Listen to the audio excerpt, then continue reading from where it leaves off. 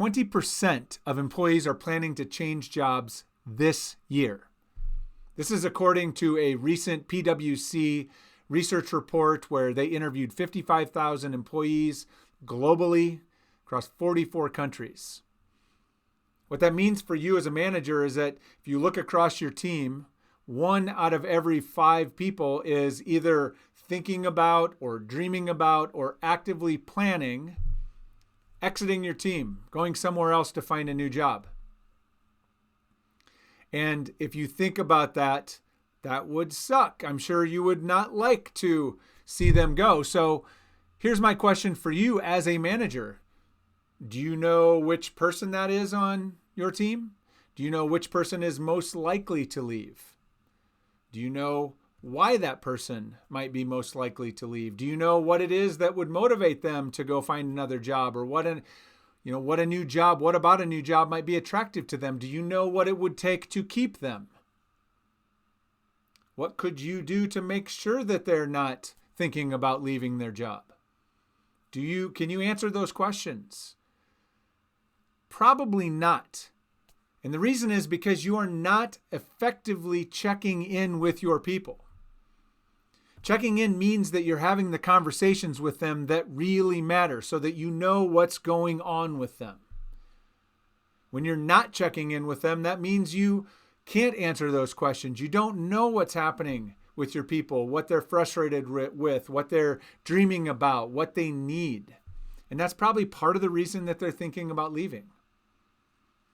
Now, I know, when you think about having these conversations, it feels kind of scary. It feels kind of intimidating because you don't know what they're going to say.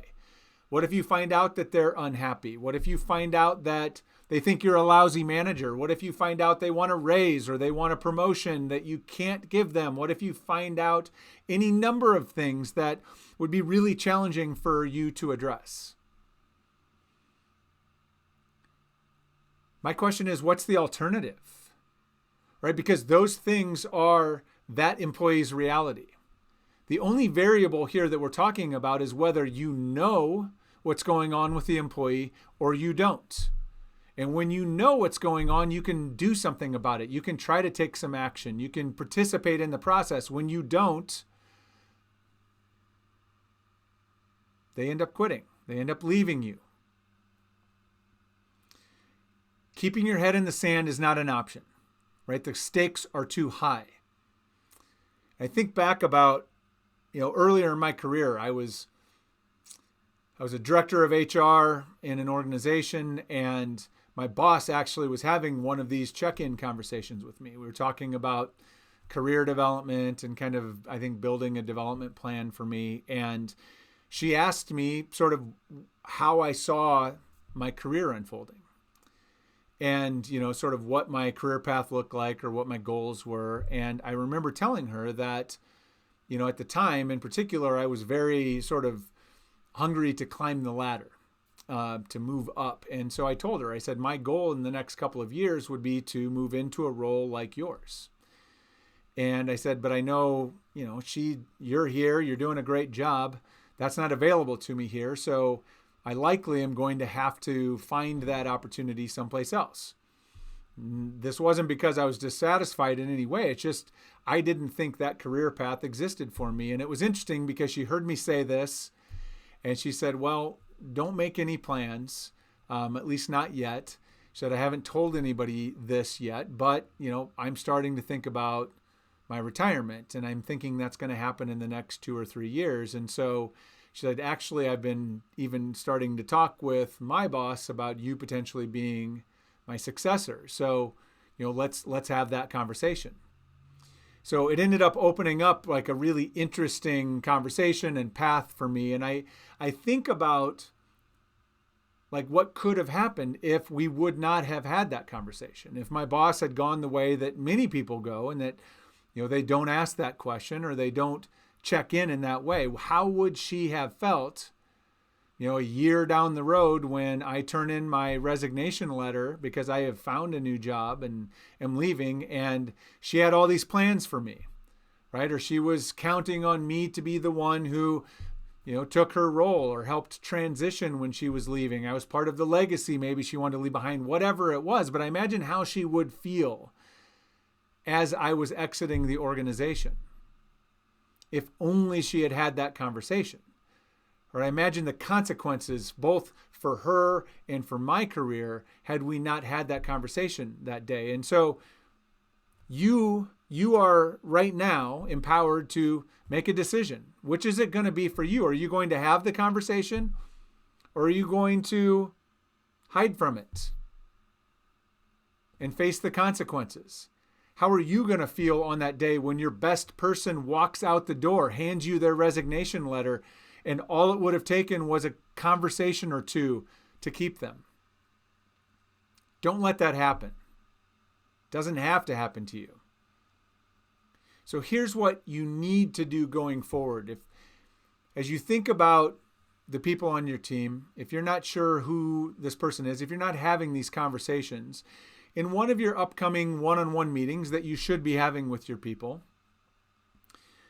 you want to do what many call a stay interview. And this is something you should be doing with some regularity with your team. But a stay interview is something that you may not have heard this before, but if you go out to Google and search for stay interview, you will find all kinds of advice and resources and questions about it. But it's the general concept is it's the opposite of an exit interview. Instead of waiting until somebody quits and then having a conversation with them about why they're leaving, you talk to the people that are still here, the people that are still committed, and you talk to them about why they stay and why they might leave so that you can ensure that you're creating an experience for them that they don't want to leave, right?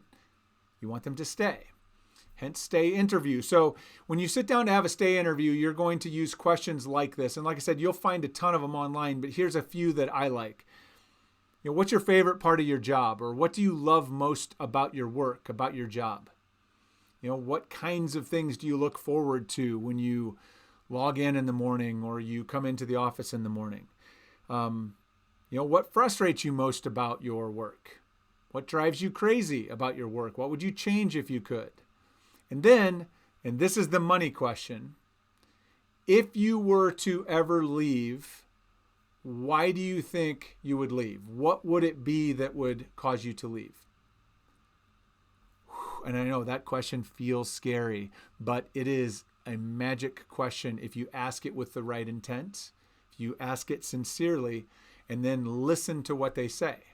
Because even if they're not thinking about leaving, what they say next is going to be a really important signal for you. They might say something like, well, probably would be for more pay, or it might be because I want to do more of this kind of work and I don't really get to do a lot of that today. Or it might be for a shorter commute. It might be to go to a company that allows me to work from home more often. It might be to go to a company that has a better office so I have some place to get out of my home and go work. Whatever it is, whatever they say next, right? That's something you need to really dial into because that is the stuff. That is the stuff that matters to them. And those are the things that you need to be working on, thinking about, actively trying to address so that they don't feel like they need to leave ever. Now, let's be honest. You can't keep 100% of employees. There's going to be things that come up. There's going to be people that say things to you. I think about my situation. What if my boss wasn't retiring? Right? Then we would have been in this situation where she would have said, okay, I understand. I understand that that's where you want to go. I'm not planning to go anywhere. And so what can we do? How do we move forward? We may have created a plan where she could help develop me in a way that made me more attractive to other employers. My commitment to her might be that, hey, I'm going to keep you in the loop so that as I get closer to finding a job, we can partner together to make sure that there's a transitional plan in place. Yeah, sure, she still doesn't want to leave me, but think about how much more comfortable that would have been for her and it would have been for me. The difference between that and me just showing up with a resignation letter and leaving her hanging is the conversations we have. It's being willing to have that conversation. It's having the courage to ask those hard conversations. And sure, you're going to hear some things that maybe you don't want to hear. You might hear some things that are uncomfortable. You might hear some things that are really challenging and difficult to address or to work with. But knowing is always better than not knowing. So have the conversation. Check in with your people frequently and with intention and courage. And if you don't or won't have these conversations, then you shouldn't be surprised when your people leave.